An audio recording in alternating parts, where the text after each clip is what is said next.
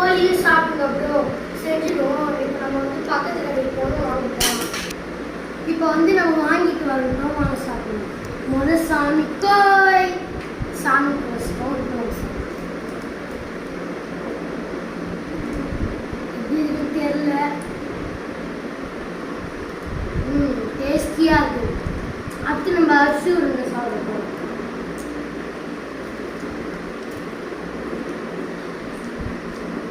இது உள்ள போல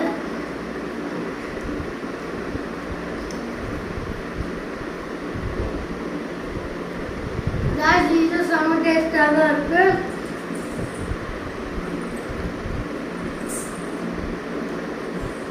உங்களுக்கும் வேணும்னா ஓகே கொடுங்க. கமெண்ட்ல ஓகேன்னு போடுங்க. அது போதும். அதான் என்னோட டாஸ்க் முடிஞ்சுது. மறக்காம லைக் பண்ணுங்க, சப்ஸ்கிரைப் பண்ணுங்க, ஷேர் பண்ணுங்க.